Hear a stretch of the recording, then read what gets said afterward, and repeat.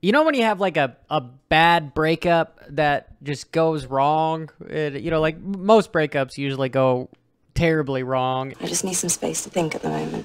Okay, fine. So I'll see you later, yeah? And because of social media these days, it's really cool to see some of the drama that happens behind closed doors kind of up front and center. Thank you, YouTube. Thank you. I'm sitting here. I got a Crayola. Thought it was my Apple Pen, but my daughter's. Anyway, digressing. What is going on in the realm of the whole fiasco with Honda and Kenny? But it all was bullshit.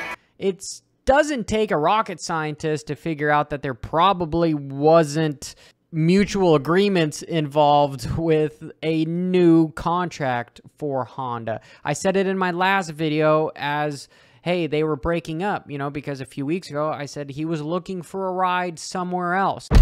Pretty much for all the reasons that we already assumed.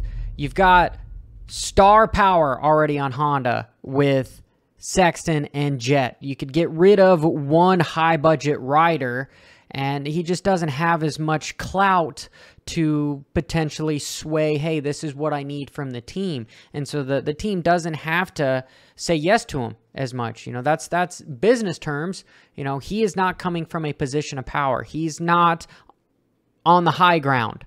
It's been established to even to potentially Kenny is now, looking up to them. And that's not a good position to be. That's an Art of War reference, one of my favorite books of all time. And it's a bummer. It has a lot to do with money. And there's not that much money here in motocross and supercross, just motorsport racing, at least on dirt bikes.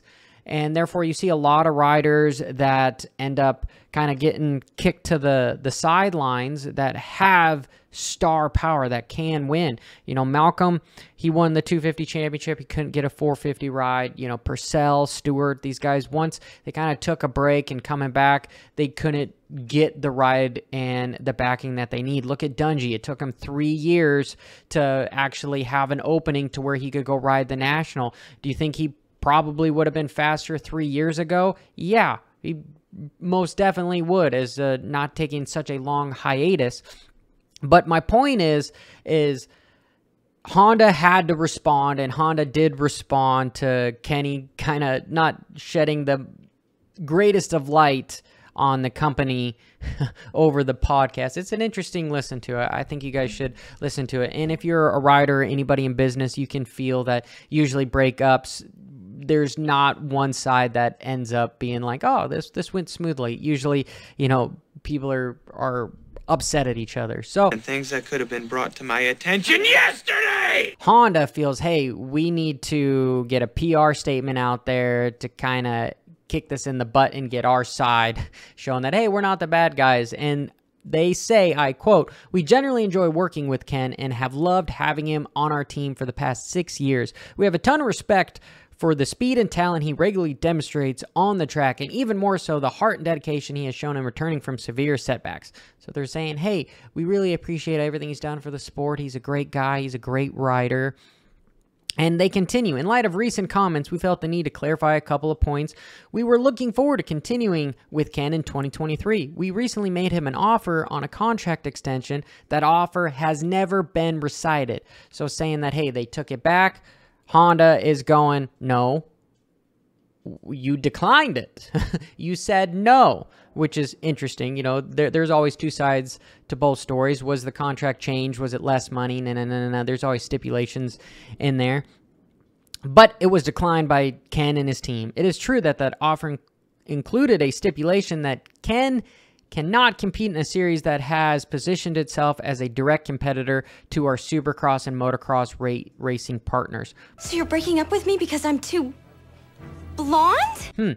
There is backdoor deals going on with Feld and the big manufacturers that come up with contingency for Supercross. They don't want a star athlete going over and promoting a competitor. Complete business. This is exactly the reason why Jason Anderson wasn't allowed to race the World Supercross 2. Cooper, you name any top guy, they have these deals in there. Any level of high-end athlete. The same thing with the PGA Tour to the Saudi team, Saudi deal. Those riders, if they sign a deal over there, they instantly get banned from the PGA Tour, can't come back. You know, we're probably going to see a lot of argument going on between World Supercross and Feld. We feel it's important to support our racing partners and treat all of our riders the same. No, it means that they are protecting their wallet, right? They put a lot of money up front for this series, for this rider, for their other riders. They need to make sure that they get a return on their investment. This isn't a business where you're just a privateer, where you just go spend money for the hell of it and you get no return. WTF, Gary. WTF. No. How do you think Honda and them make money? They make money because they invest it and they want to see a return on that investment. That said, our esteem and appreciation for Ken are as strong as ever, and they won't be altered by the fact that our priorities don't have to align on this issue. You're going to get over it, and you're going to be my best man. I'm not gonna be your best man. This is where World Supercross is doing exactly what they needed to do, is they are making ripples into the industry, and potentially we'll see once they have more money that they can say, hey guys, we will pay you 10 times more to come over here. It's going to be there's going to be lots of drama to follow, because if this is happening to Ken, you know it's going to happen for multiple of high-profile riders. This is Johnny Hopper. Until next time, keep it tuned to MX Unfiltered. Let me know in the comments below, and always keep it WFO. Bra-da-da-da-da-da-da-wah!